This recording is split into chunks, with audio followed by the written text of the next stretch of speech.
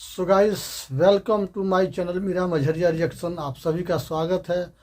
और आज हम एक तो और वीडियो लेकर के आ गए हैं जिसका नाम है कि जो अंग्रेज का एक अधिकारी था, लॉर्ड मैकॉले, जो हमारे इंडिया के शिक्षा पद्धति को कैसे नाश किया और हमारे शिक्षा के बारे में वो क्या राय रखता था, इसके बारे में स्वर्गीय राजीव दीक्षित जी बता रहे हैं। तो आइए देखते हैं कि शिक्षा का नाश कैसे किया और किस तरह से वो अंग्रेज अधिकारी अपना शिक्षा पद्धति भारतीयों पर थोपा और भारतीयों का जो गुरुकुल हुआ करता था उसको कैसे नाश किया। तो आइए देखते हैं और फिर इसके बाद हम बात करेंगे। मैकॉले ने भारतीय शिक्षा व्यवस्था का नाश किया। 7,32,000 गुरुकुल जो इस देश में चला करते थे, संस्कृत भाषा के आधार पर शिक्षण दिया करते थे। 97% हमारे देश में साक्षरता हुआ करती थी।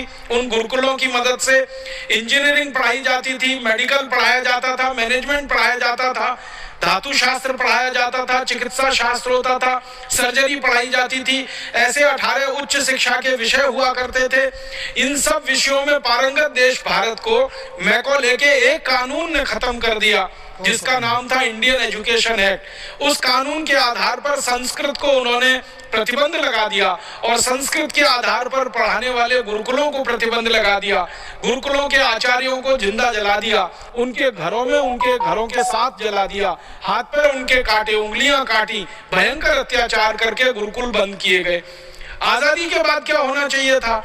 जो कुछ मैकॉले ने किया उसका उल्टा करना चाहिए था भारत सरकार को। अंग्रेजी खत्म होनी चाहिए थी, अंग्रेजों के बनाए गए कॉन्वेंट स्कूल और पब्लिक स्कूल बंद होने चाहिए थे, और जो गुरुकुल कभी चला करते थे इस देश में, जिनके आधार पर 97% साक्षरता थी पूरे देश में, उनको पुनर्जीवित करना चाहिए था। लेकिन भारत सरकार ने ऐसा कुछ नहीं किया। ना अंग्रेजी को खत्म किया, ना कॉन्वेंट स्कूल बंद किए, ना पब्लिक स्कूल बंद किए, ना वो झूठा इतिहास सरकार ने बदला। मुझे तो बहुत दुख होता है ये कहते हुए कि भारत के इतिहास की पुस्तकों में महाराजा रणजीत सिंह को डाकू कहा गया। भारत के इतिहास की पुस्तकों में अमर शहीद भगत सिंह को आतंकवादी कहा गया। भारत की इतिहास की पुस्तकों में अमर शहीद चंद्रशेखर आजाद को आतंकवादी कहा गया। भारत की पुस्तक में अमर शहीद अशफाक उल्लाह बटुकेश्वर दत्त को आतंकवादी कहा गया। पंडित राम प्रसाद बिस्मिल को आतंकवादी बताया गया। अंग्रेजों के लिए ये सब क्रांतिकारी नहीं थे, अंग्रेजों के लिए तो ये आतंकवादी थे, लेकिन भारत के लोगों के लिए तो ये क्रांति मूर्ति थे, क्रांतिकारी थे, वीर पुरुष थे, साहसी पुरुष थे, जिन्होंने हमारी आजादी का रास्ता हमको दिखाया। तो हमारे लिए तो वो वीर पुरुष हैं, हमारे लिए तो अनुकरणीय है, उनको हम आदर्श मानते हैं। लेकिन आजादी के बाद की किताबों में अभी भी उनके लिए आतंकवादी शब्द आता है। बहुत दुख होता है। और उससे भी बड़ा दुख होता है कि भारत की सत्ता व्यवस्था में शीर्ष स्थानों पर बैठने वाले मुख्यमंत्री और मुख्यमंत्री स्तर के नेता अमर शहीद चंद्रशेखर आजाद को अभी भी आतंकवादी कहते हैं। और कहते ही नहीं है, मानते भी हैं। और मुझे उससे बड़ा अफसोस है कि जो अमर शहीद चंद्रशेखर आजाद को आतंकवादी कहे वो किसी देश का, किसी प्रदेश का मुख्यमंत्री बनकर रहे। इससे बड़ी विडंबना इस देश में कुछ नहीं हो सकती। हमें तो ये होना चाहिए कि अमर शहीद चंद्रशेखर आजाद को आतंकवादी कहने वाले का हर तरह से नामो निशान मिट जाए, ऐसा इस देश में प्रयास होना चाहिए, ऐसा अभियान चलना चाहिए, बनिस्बत इसके कि अमर शहीद चंद्रशेखर आजाद को आतंकवादी कहकर गाली देने वाला मुख्यमंत्री बन जाए किसी राज्य का और मुख्यमंत्री बनकर लूट करे पूरे राज्य के संसाधनों की। शर्म है, अफसोस है इन सब विषयों पे। तो हुआ ये है इस देश में कि आजादी भौतिक रूप से हमको मिल गई, अंग्रेज हमारे यहाँ से चले गए, लेकिन अंग्रेजों के बच्चे इसी देश में छोड़ गए। मैकॉले मर गया, लेकिन मैकॉले के मानस पुत्र इस देश में अभी भी जिंदा हैं, जिनको हम काला अंग्रेज कह सकते हैं।